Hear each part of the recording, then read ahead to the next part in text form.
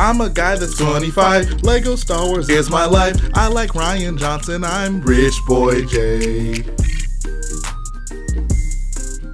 Hello boyos, Rich Boy J here, back again with another video, and today we are going to be talking about the newly revealed large-scale R2-D2 set. This is set number 75308. It has 2,314 pieces, will retail for $199.99 US, and will be released May the 1st.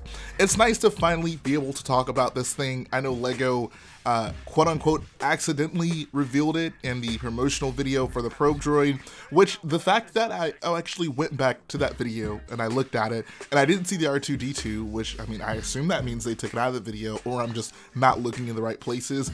It tells me that it was probably an actual accidental reveal, which is kind of funny. I find it kind of disappointing though. Rather than just editing that part out of the video altogether, I feel like they could have really taken the opportunity to do something fun and creative, like digitally imposing a rock structure over R2-D2 so you couldn't see him.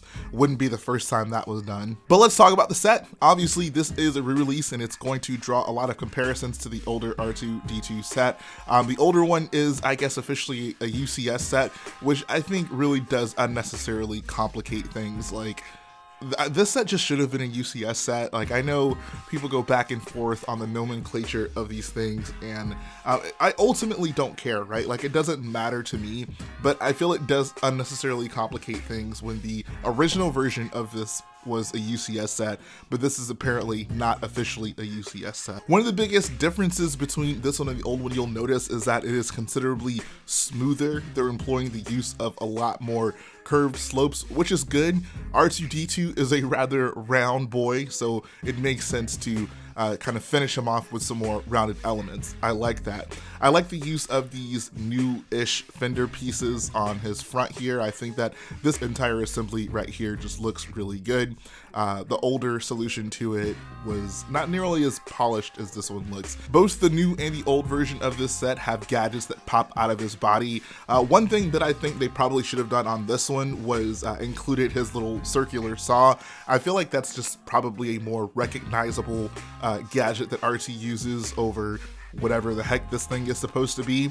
But the new set does feature some cool things that pop out of his head, namely Luke's lightsaber from the Return of the Jedi scene.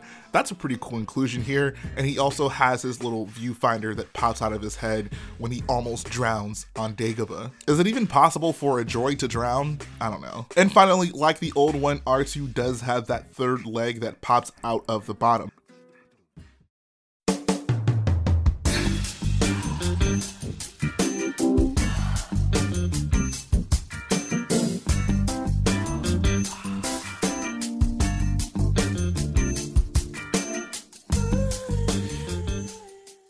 I think there's two things that really kind of interest me about this set.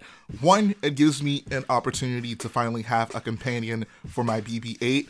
I guess that could have been Dia, but I don't know. I think R2 just looks better sitting next to the BB-8. And two, the fact that this set's now going to be, I guess, widely available on shelves definitely increases the opportunity to have some customs, you know, to maybe build an R4-P17 or a plethora of other astromech droids. I'm actually really interested in seeing people build some, I don't know, interesting collections of just a bunch of randomly colored astro droids. I think this is definitely going to help the market in that regard. I know you guys are probably tired of hearing me complain about a lack of playsets, but I'm Rich Boy J, so I'm throwing it in this video.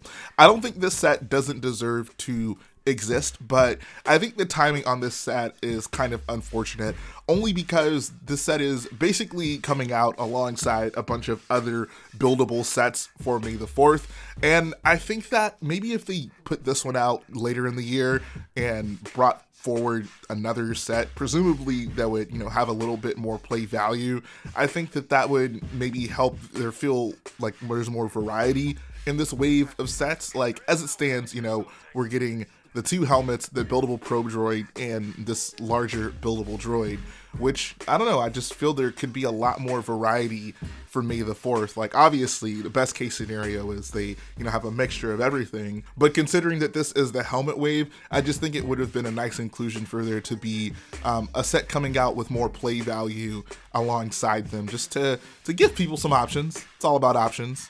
I feel kind of proud of myself. That might be the most level-headed discussion I've had on this whole buildable figure versus playset debate. But that's really all I got for you guys in this video. I will be buying this set, one, because I pretty much buy everything, and two, I'm really excited by the idea of having a few of these, you know, just various colors for Astro Droids. I'm not quite sure which ones I would do, but maybe that's a topic for discussion in the comment section. If you were to buy this and potentially mod it into a different Astro Droid, what would be your go-to droid?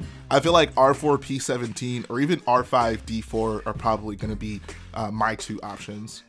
But that's going to finish things up. Guys, if you like what I do, go ahead and support the video by hitting the like button, support the channel by smashing that subscribe button, and I'll be back again very soon. I promise. I'm going to start uploading more, guys. I promise.